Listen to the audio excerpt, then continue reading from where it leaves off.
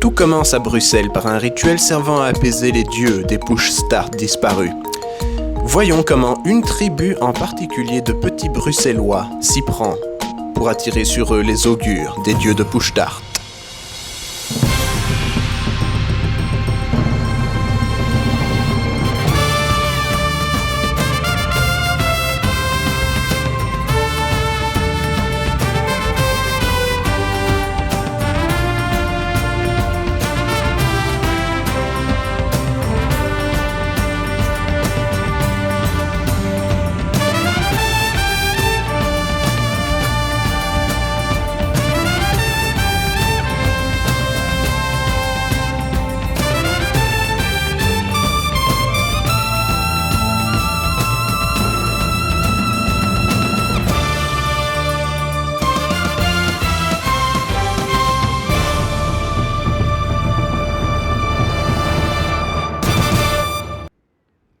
Bonjour et bienvenue dans un nouvel épisode de www.push-start.be mais attends, il n'y a pas le son là, il n'y a pas le son. Mais,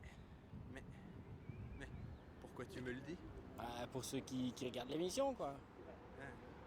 Bon bah... Bienvenue à notre expérience Oui. Bienvenue dans Oui Music. Zik. Allumons tout de suite cette chose. Chose.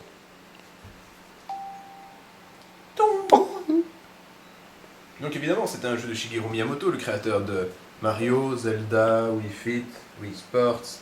Nintendogs, c'est plutôt le Shigeru Miyamoto, créateur de Wii Fit, Nintendogs et tout le tintouin qui est face à nous, que le créateur de Super Mario. Mais non. Cependant, Avant de certes, faire quoi que nonobstant, ce soit, nous devons bien entendu mettre notre petit strap. la sécurité avant tout, bien sûr, on ne voudrait pas péter un écran On HD. va tout de suite attaquer avec un grand classique, l'Open Orchestra. Ou le mode chef De la d'orchestre, musique classique. bien entendu. Et un mi. Pourquoi je parle avec moi-même? Ça fait super bizarre. Enfin.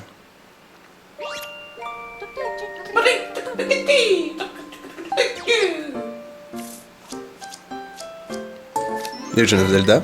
Legend of Zelda de Brahms. Mhm. Tu vois. Donc les choses commencent assez simplement.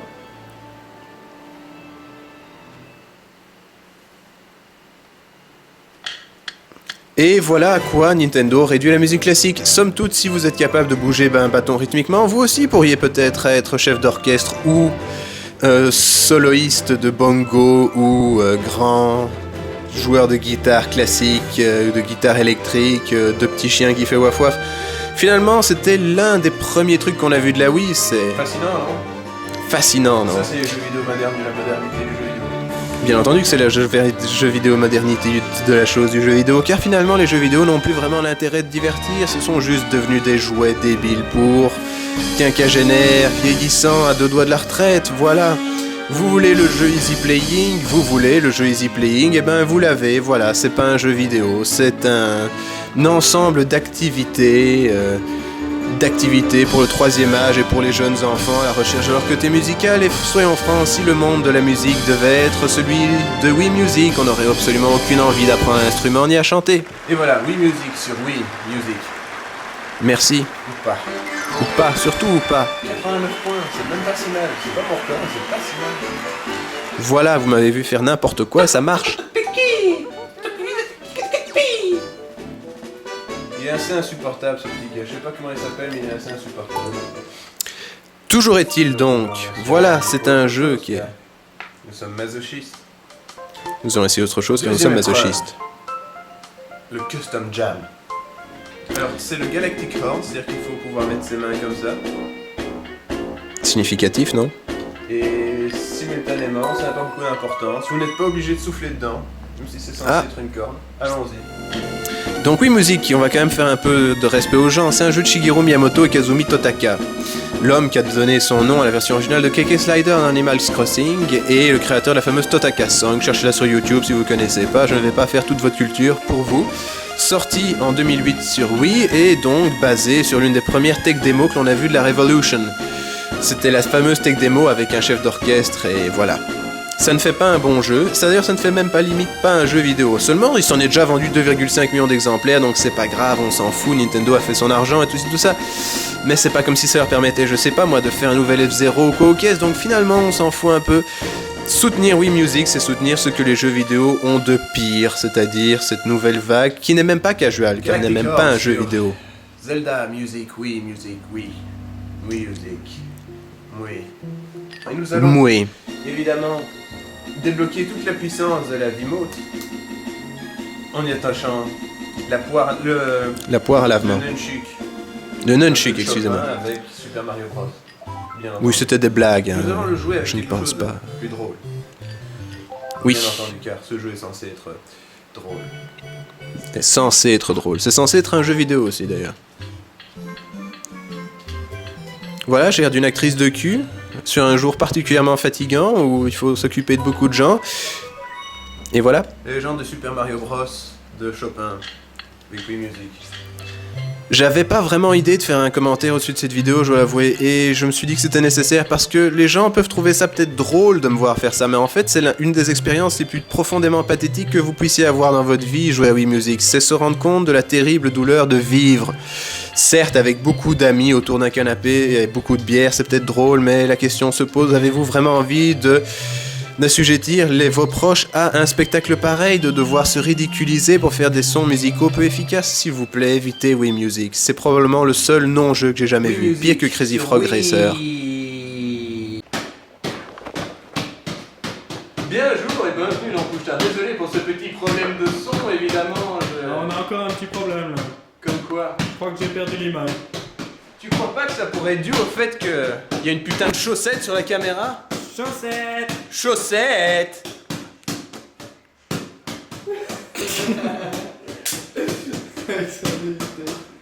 Bongo, tel est le mot que vous entendrez le plus dans cette vidéo, le mot bongo. Pourquoi bongo? Tout simplement parce que Donkey Kong Jungle Beat est le seul jeu vidéo au monde à être un jeu de plateforme que l'on active avec des bongos. Et oui, des bongos. Toujours est-il, pourquoi participer à un épisode d'une émission de jeux vidéo online pour parler de jeux avec des bongos? C'est très simple, chez nous c'est une tradition, on a déjà parlé de Donkey Konga, le jeu musical basé sur la même technologie de bongo, et maintenant il est totalement logique de parler du seul jeu de plateforme au monde à être contrôlé par des bongos. J'avais dit qu'on entendrait beaucoup le mot bongo dans cette vidéo et je vais m'y tenir. Bongo, Nintendo et vidéo sont trois mots en haut qui riment avec bongo, bien entendu. Dans ce jeu, on tape à droite pour aller à droite, on tape à gauche pour aller à gauche et on tape dans ses mains pour choper différents objets ou être aidé par des petits singes ou des petits lémuriens, je ne sais pas trop, qui vivent dans des feuilles et qui servent de jumper. L'idée de faire un jeu basé sur des bongos est assez extraordinairement pratique et utile. Je m'explique, c'est un mur qui est détruit entre le joueur et son jeu. Il se sent physiquement actif en tapant comme un malade dans un bongo en plastique. C'est une révolution tactile encore plus efficace que celle de la Wii, en somme, car on est directement actif dans ce processus qui vous rapproche du jeu en tant que tel. Alors le jeu en lui-même est très classique, on va d'un point A à un point B, on mange des très gros fruits, et on tape dans ses mains super vite pour pouvoir s'empiffrer de tout plein de petits fruits, et ensuite Donkey Kong vous fait un regard de violeur potentiel ou de pervers ou de pédophile, regardez-moi ça, c'est assez sidérant. Toujours est-il, voilà, c'est un jeu vidéo que l'on actionne avec des bongos et l'idée est extraordinaire. Ok, le jeu en soi est un peu bidon et repose intégralement sur cet artifice, c'est un jeu très court, très facile et très coûteux en tant que tel, mais il permet des belles blagues comme voici un Arctic Donkey, parce que c'est Donkey Kong dans un niveau arctique et des petits pénis bleus en bonus, ça fait toujours plaisir, ainsi qu'un dragon qui sert de warp-pipe et un espèce de bizarre monstre, plante, coq. C'est un jeu limite effrayant en fait, c'est pas le genre de jeu auquel il faut jouer quand on est susceptible psychologiquement, car finalement vous voyez des bites gigantesques, vous avez peur de tout. Des espèces de couilles en forme de coque qui sont des plantes, c'est assez bizarre et dément, mais néanmoins c'est un jeu Nintendo donc c'est pour tous les âges. Ouais, avec des pénis bleus. Il y a aussi des petits niveaux comme ça où il faut bourrer à mort avec ses bras droite-gauche, droite-gauche, droite-gauche, droite-gauche de manière alternative, de manière à pouvoir augmenter la vitesse de son canasson. Il y a plein de mini-jeux, les bongos sont utilisés de manière incroyablement intelligente pour des bongos, et franchement c'est une expérience à vivre si l'on a envie de pouvoir prétendre que l'on a vécu tout type d'expérience vidéoludique disponible dans le monde. C'est un jeu unique de notre ami Yoshiaki Koizumi, un brave artisan de chez Nintendo qui a eu l'idée de faire un excellent jeu. Alors, par contre, il y a un petit problème psychologique avec ce titre que je vais vous expliquer tout de suite, c'est-à-dire qu'il va ressortir sur Wii. Il va ressortir sur Wii dans une version dépourvue de ses bongos. Ce qui fait réfléchir, pourquoi ressortir un jeu sur Wii quand le principal attrait est dans un périphérique que l'on a décidé de ne pas soutenir avec la Wii? Alors, évidemment, on peut jouer à la version GameCube sur Wii, mais on ne peut pas jouer avec les bongos de la version GameCube sur la version Wii de ce jeu. Donc évitez de vous faire arnaquer, à moins que vous ayez envie d'essayer la Wiimote. Je ne sais pas, je n'ai pas essayé, je vais pas en dire du mal.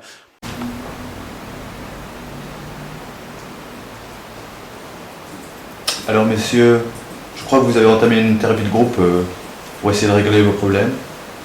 Alors je vous invite à me les exposer. Bonjour, Salut. je m'appelle Henri Van de Meert.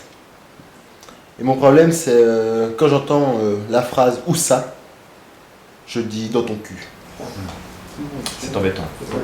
C'est corsé. Moi c'est Jean-Jacques Plouf. Salut. Salut. Moi mon problème c'est que dès que j'entends un mot qui se termine par able, je dis basse. Allez. C'est dur. Moi c'est Valentin Cognito. Et à chaque fois que j'entends le mot tic, je suis posé par une force cosmologique supérieure à notre tac. Ah, c'est cocasse. Ouais, soleil. Et vous monsieur? Moi je m'appelle alcoolique. Et à chaque fois que je parle en public, j'ai une hallucination.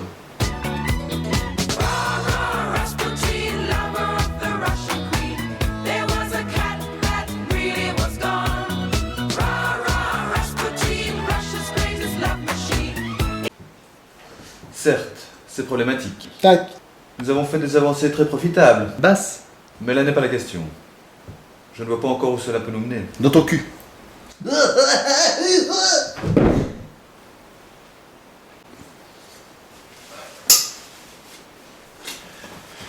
Bon, pour vos chapeaux de merde, on verra la semaine prochaine, ça va? Merci docteur. Soyez courageux. Au revoir. Au revoir, bonne semaine. Ouais.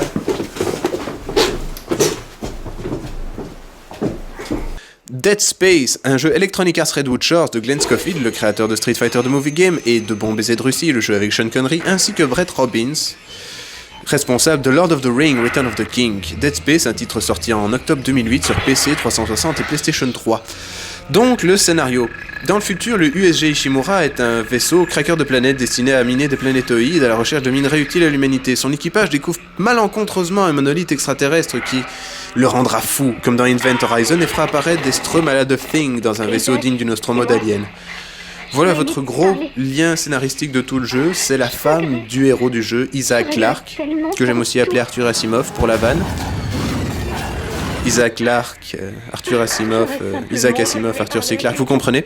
Enfin, toujours est-il que sa femme est sur le complexe minier, le USG Ishimura, qui est en fait un vaisseau, et que voilà, vous êtes là, Isaac Clarke, vous le voyez, c'est notre Gordon Freeman à nous, il ne parle pas, il est mutin, il est en fait Samus Aran dans un habit sadomasochiste, mais néanmoins, c'est un être humain, et c'est notre héros dans ce jeu où des nécromorphes, issus d'un monolithe extraterrestre, attaquent et asservissent une station spatiale en orbite autour d'une planète de manière à pouvoir tuer tout le monde qu'il y a dedans, et pour d'autres motifs cultistes assez obscurs que je ne vais pas vous expliquer pour ne pas vous spoiler le jeu.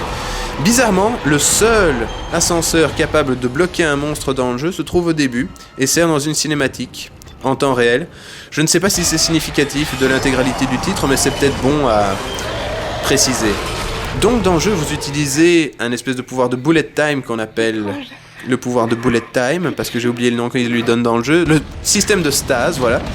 Et vous réalisez des petits puzzles physiques comme celui-ci, qui s'appelle jeter un cadavre le long d'un corridor.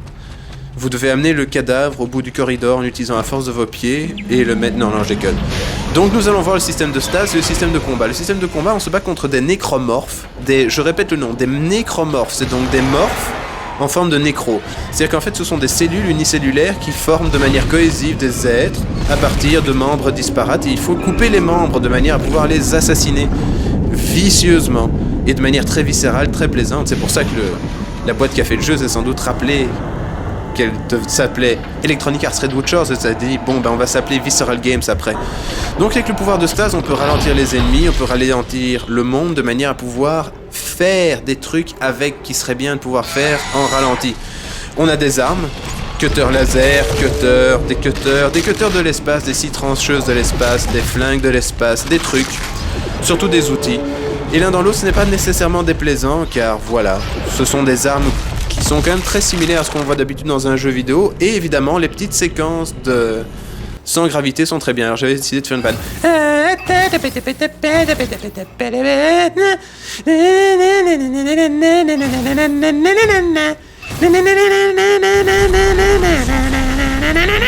Bon voilà, c'était pour dire que certaines des différentes énigmes qu'on vous demande de résoudre sont un peu comme dans Benny Hill. On bouge sans gravité, c'est un peu lent, tout est très compliqué. Néanmoins, c'est un extraordinairement bon jeu. Très effrayant quand on pense que c'est finalement juste une repompe totale de Resident Evil 4, Alien, Event Horizon et The Thing. Le jeu se débrouille assez bien pour avoir un peu de personnalité. Il n'est pas déplaisant, il coûte 30€, les graphismes sont très beaux, la musique elle est très bien, le gameplay il est super. Similaire à Resident Evil 4. Néanmoins, à 30€, ce serait stupide de ne pas se le payer car il y a bien 7 heures de jeu prévisible et assez téléphoné qui vous attendent mais qui sont très très plaisantes. Voilà, essayez-le, c'est l'adoptez-le.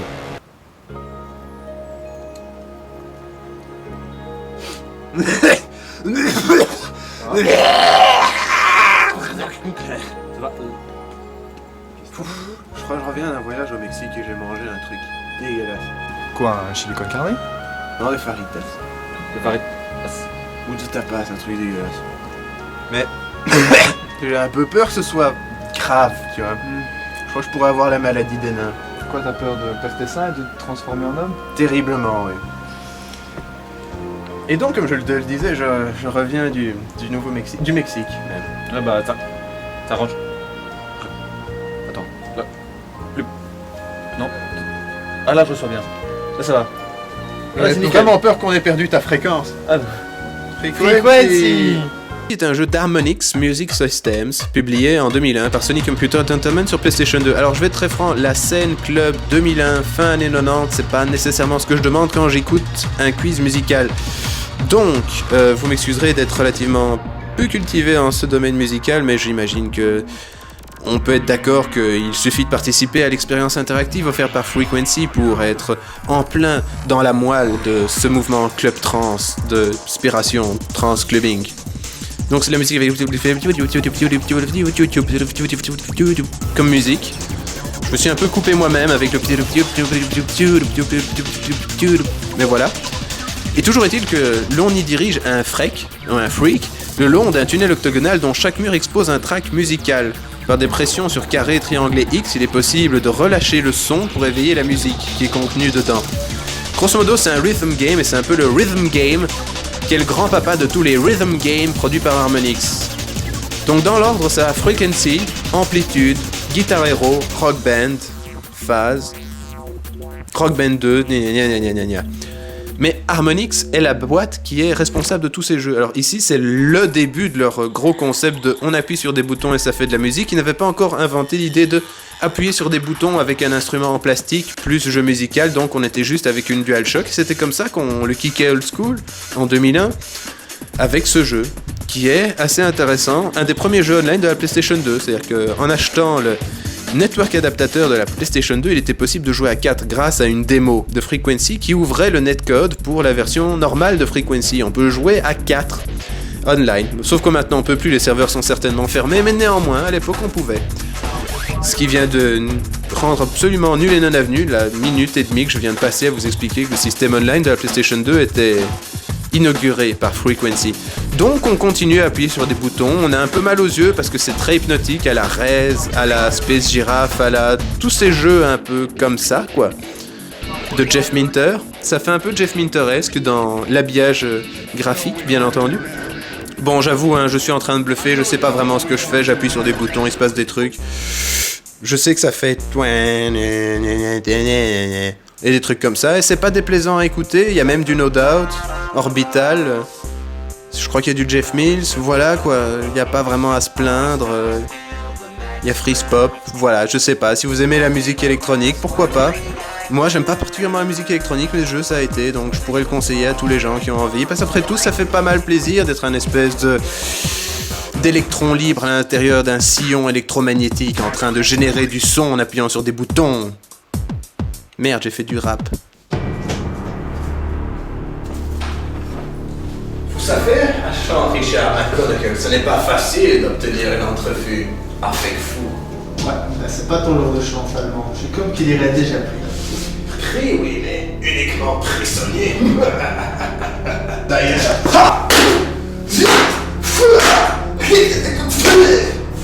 Et si vous ne collaborez pas avec moi, je serai obligé de vous frapper pour de frais. À la bonne heure, je ne traite pas avec les gens comme vous. Vous ne me laissez pas le choix alors. Je vais devoir vous laisser ici avec mes gaz meurtriers. Ouais, mais déjà, tu vas me laisser mon petit ici tranquille, espèce de teuton pervers. Vous n'en valez pas la peine. Super. Sauf si. J'y crois.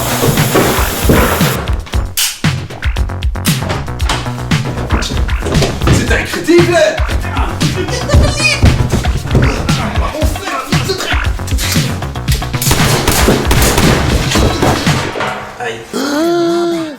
Tout commence chez Parappa le rappeur, un jeune chien rappeur qui habite dans un univers tout en 3D, même si lui, le pauvre gars, il est tout plat. Il nous explique qu'il a gagné pour un siècle de nouilles, probablement le 18e, en participant à un concours dans un magasin de hamburgers. Il est un peu gavé des burgers et toujours est-il qu'il se dit qu'il va devoir faire un effort pour manger autre chose parce qu'il en peut plus. Il peut pas believe qu'il doit bouffer autant de spaghettis. Donc avec un pote, il décide d'aller bouffer des burgers, ce qui ne fonctionne pas nécessairement bien parce que le monde est en train d'être conquis par un espèce de petit enfoiré avec une sale coupe de cheveux qui essaye de transformer toute la bouffe du monde en nouilles. Alors voilà les burgers en forme de nouilles, on lui dit que c'est pas si mauvais, mais il dit des nouilles encore, il faudrait absolument que je chope un hamburger. Et alors il se dit qu'il doit believe, ce qui lui permet de rentrer dans une séquence de rap, évidemment. Alors pour rapper avec une PlayStation 2, comment on fait? On appuie sur des boutons et c'est à peu près tout ce qu'on fait, c'est comme dans le jeu Simon.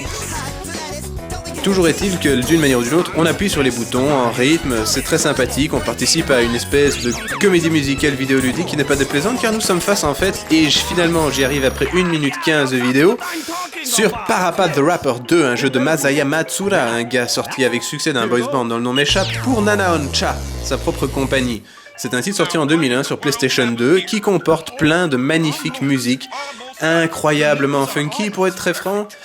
Il y a des moments quand je fais ce que je fais avec où je parle sur des jeux, je me dis c'est quand même un peu honteux de parler sur un jeu où la musique elle est si bien. Donc peut-être que je vous laisserai simplement profiter de la musique à certains différents moments qui sont assez cool et funky. J'ai toujours adoré cette plaisanterie parce qu'elle est totalement stupide, je veux dire. Étant quasiment bidimensionnel, le gars risque pas de faire mal à grand monde en marchant dessus. Ou alors, peut-être qu'il est capable de couper des chaises en deux rien qu'en marchant dessus. Peut-être qu'il est super musclé. Ça, c'est assez magnifique.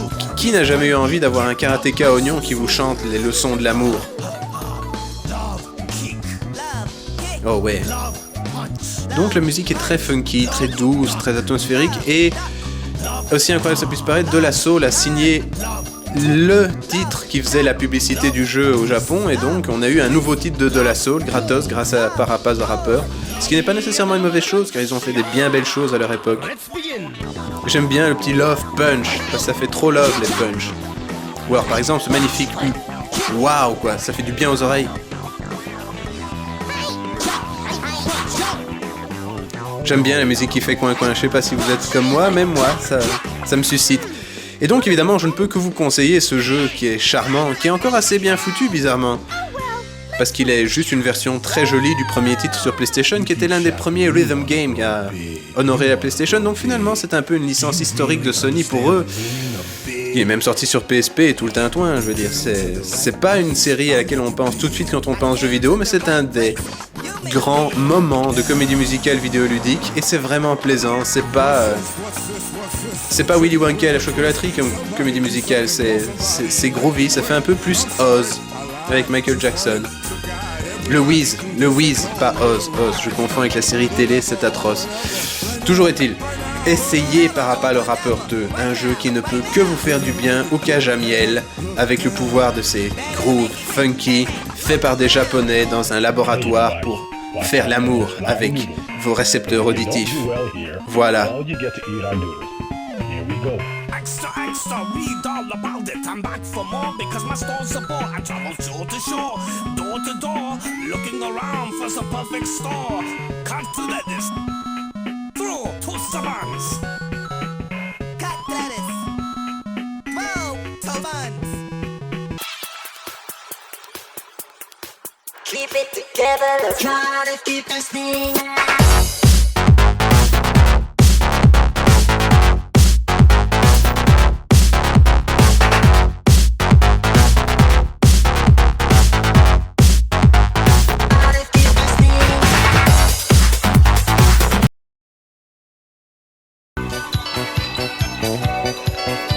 Grâce à la Wii, il est maintenant possible de concentrer l'intégralité de l'activité humaine en quelques mouvements simples et faciles à reproduire. Par exemple, courir, jouer des maracas, se battre contre un monstre avec un sabre laser, se battre à la tronçonneuse, jouer à Resident Evil 4.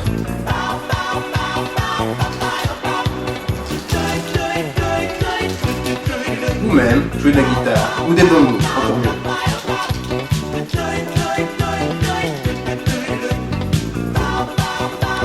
Il est parfois temps de parler du cœur. Ça fait 2 jours que j'ai d'extrêmes difficultés à essayer d'enregistrer 3 minutes 22 de commentaires pour parler de ce jeu et j'ai l'impression de ne pas être à la hauteur de la tâche. Je vais vous expliquer pourquoi. Ce jeu est objectivement très réussi. Il a des graves problèmes, mais ce sont les qualités de ses défauts. Et les défauts de ses qualités, évidemment. Un jeu ne peut pas avoir de tels points forts sans, évidemment, d'une manière critique, avoir des points faibles. Alors je vais peut-être vous cerner le jeu. C'est l'histoire de Jack, un mec avec une tronçonneuse dans le bras droit envoyé dans Varigan City, un endroit qui a été coupé du reste du monde par les Organizers, une secte terroriste, enfin des terroristes, une secte, des terroristes, qui sont là pour organiser un jeu de la mort proche du Running Man de Stephen King, tout simplement pour faire du fric et voir des combats à mort. Point. Le maire décide d'envoyer un mec qui s'appelle Jack Kaiman, presque Snake Plissken en somme, dans cette ville pour sortir sa fille de là, sa fille étant malheureusement devenue une de ces femmes qui veulent voir les combats de la mort super violents en ultra-violence hyper graphique. C'est donc un jeu qui a des influences à la Sam Raimi, Evil Dead 2, La Tronçonneuse, La Ville fermée du reste du monde, John Carpenter, Escape from New York, Escape from LA, je ne le répéterai pas assez souvent, mais l'intégralité de la geek culture de nos jours retourne directement autour de Sam Raimi et Carpenter. Toujours est-il, c'est un jeu en 3 couleurs, enfin c'est un jeu en une seule couleur, car le noir et le blanc n'étant pas des couleurs, le blanc c'est toutes les couleurs d'un coup, c'est toutes les couleurs, et le noir c'est l'absence de luminosité qui empêche de voir quelques couleurs qui soient présentes que ce soit. Le rouge étant évidemment la seule couleur que l'on voit dans le jeu, c'est la couleur du sang. En somme, on est face à un décalque de 2 choses. Le système de combat ressemble assez bien à celui de No More Heroes, qui lui-même s'inspirait de God Hand. Voilà. L'affiliation est faite directement, et le style graphique est proche de celui du Sin City de Frank Miller, pas le film, la bande dessinée, et toujours est-il que l'intégralité a un charme graphique unique, totalement génial, et qui fonctionne magnifiquement bien sur Wii. Ça permet de cacher le fait qu'on a très peu de polygones pour lesquels travailler, et pour être très franc, le plus grave problème de ce jeu, c'est qu'il est sur Wii. J'aurais payé très cher pour avoir une version de ce jeu en HD sur PlayStation 3 ou 360, soyons très francs. On y perdrait le côté ouais, je me bats avec les nunchucks et le Wiimote, mais bon, c'est pas si grave parce que c'est pas comme si ça marchait particulièrement bien. Certes, c'est jouissif, mais ce n'est jamais que l'enchaînement de Quick Time Event assez prévisible et téléphoné, ce que je dis souvent, mais c'est triste, mais c'est comme ça. Dans l'un dans l'autre, là j'en dis du mal, mais l'un dans l'autre, vous devez comprendre que pour moi, un jeu d'Atsushi Inaba, c'est la fête au village. On attend ça pendant des années, enfin j'attends ça pendant des années, moi. L'un dans l'autre, je n'ai qu'une chose à lui reprocher, c'est sa relative brièveté. Le jeu ne dure que 4 heures, et 4 heures à 50 €, c'est un peu déplaisant. Seulement, c'est une expérience unique, un objet vidéoludique non identifié que vous devez avoir essayé sur Wii, car c'est un des meilleurs jeux sur le support. Peut-être que je préfère un peu No More Heroes, parce que bon, c'est une toute autre expérience, mais Mad World est le meilleur beat'em up actuellement disponible sur Wii, avec No More Heroes, qui est un bref et second numéro 2. Donc voilà. Essayez Mad World, c'est un excellent, excellent jeu, totalement atypique comme on n'en voit pas tous les jours.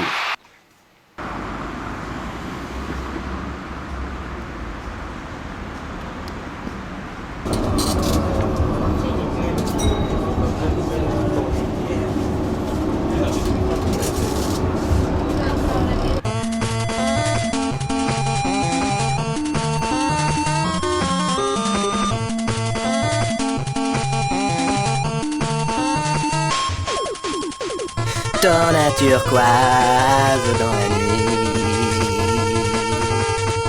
pourtant le vent de l'infini, du fond de l'océan aux plaines sombres des terres de l'oubli, défend le temps et protège les innocents, car tu vis dans la légende de Pushtar, la légende de Pushtar.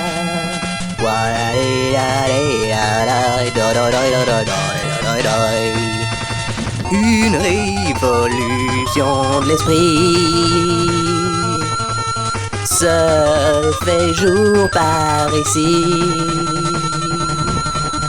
Une révolution de l'esprit. Manger des bons sashimi. Alors, si vous me permettez juste 2 secondes de parler à la vitesse où je parle normalement, nous allons prendre un peu d'avance sur cette vidéo de Megaman 9. Allons-y. Megaman 9 ou Rockman Kyoto Bono Fukatsu, Rockman 9, la résurrection de l'ambition, un titre d'Hironobu Takeshita pour Inti Creates, une boîte d'anciens de chez Capcom, responsable par exemple de Megaman ZX, sorti sur Nintendo DS. Ce titre est sorti en 2008 sur WiiWare, Xbox Live Arcade et PC Network. Le scénario est très simple, Dr. Willy fait croire au monde que le créateur de Megaman, le gentil Dr. Light, est devenu fou et veut détruire la planète. Seul Megaman peut l'arrêter. Voilà, je crois qu'on a été très très vite en 27 secondes, j'ai fait les 3 pages de texte que j'avais prévu de vous dire sur Megaman 9. Il me reste donc juste un peu de temps pour parler avec vous d'un jeu très délicieux et délectable qui est Megaman 9, la suite directe de Megaman 2, car en effet, Megaman 8 étant sorti sur PlayStation et Saturn en 96, on peut pas vraiment dire que ça ait la même gueule quand même non plus. Alors, nous avons tout ce qui faisait de Megaman 2 un des plus grands chefs-d'œuvre de l'histoire du jeu vidéo. Des personnages avec des noms ridicules, la possibilité de choisir son propre itinéraire à travers les niveaux des différents Robot Masters, la musique qui déchire, le gameplay aux petits oignons et bien entendu la difficulté légendaire de la série Megaman. La question qui se pose ici n'est pas de savoir si c'est un bon jeu, car c'est un très bon jeu évidemment, c'est un Megaman bordel. Et c'est un Megaman de la série canonique, qui est canoniquement la meilleure de la série. Alors c'est un jeu qui fait semblant être un jeu NES, donc il essaie de vous rappeler votre jeunesse en mettant en avant tout ce qui faisait la jeunesse des jeux de plateforme à l'époque. C'est un peu une renaissance du format NES sur les nouveaux formats de jeux vidéo modernes. Je crois que j'ai fait 6 à 7 vannes sur NES, on peut quand même bien remarquer la performance linguistique, bordel. Toujours est-il que, l'un dans l'autre, nonobstant certes diantre, aïe, je suis parti dans cette méchante boucle de moi qui dit des trucs qui sont similaires à donc, toujours est-il que c'est un très grand jeu, à 8€. Alors il y a le problème du fait qu'il est téléchargeable, c'est-à-dire qu'on n'a pas de boîte avec. Moi je suis pas arrivé à télécharger la boîte, ce qui m'a un peu choqué parce que bon j'avais sorti l'imprimante et tout et je me suis dit au moins ils vont me laisser télécharger une boîte pour que j'ai une copie d'une boîte à mettre chez moi, et ben non, que je pouique. Toujours est-il que l'un dans l'autre ce n'est que la simple question qu'on peut se poser, la collectionnite vidéoludique sera-t-elle un jour empêchée par l'évolution des formats de distribution dans le monde du jeu vidéo? C'est une question que je vous laisse réfléchir, à laquelle je vous laisse réfléchir pendant 1 ou 2 épisodes de Push Start. Nous vous reverrons dans 2 ans pour prendre vos réponses. Vous serez coté sur 20 et... Ah, j'ai dû me mettre une baffe pour m'empêcher de parler comme ça. Toujours est-il, il y a Dr. Willy, pas le gars qui fait des parodies pour Rave sur YouTube, hein, le vrai Dr. Willy, le méchant. C'est un jeu Capcom de la grande époque avec quelques petits puzzles physiques rajoutés sur un jeu NES. L'idée est assez extraordinairement efficace. Et on sent quand même que les gars ont pris un peu de liberté par rapport aux performances de compute, c'est-à-dire de computation pure de la NES. Je ne voulais pas dire un gros mot, mais ça y ressemblait presque. Et le fait est que ce n'est pas nécessairement une mauvaise affaire, car l'on a les graphismes les plus propres de l'histoire de la série sur NES. Il y a même un bouton si vous voulez avoir plus d'artefacts liés à des problèmes de sprite flicker, des trucs comme ça. Il y a vraiment moyen de la jouer super old school avec ce titre. Qui se la jouera super old school avec vous n'hésitera pas à vous violer avec un gigantesque signe kilométrique rouillé, tellement il est dur, mais excellent.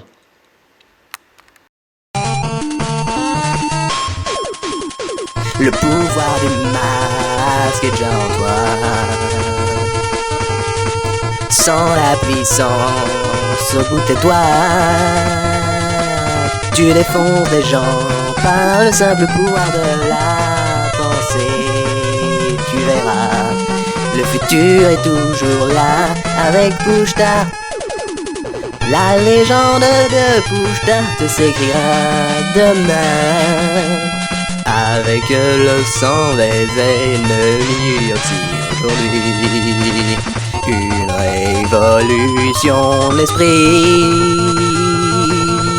se détourne par ici. Une révolution de l'esprit se déguste façon Zadziki.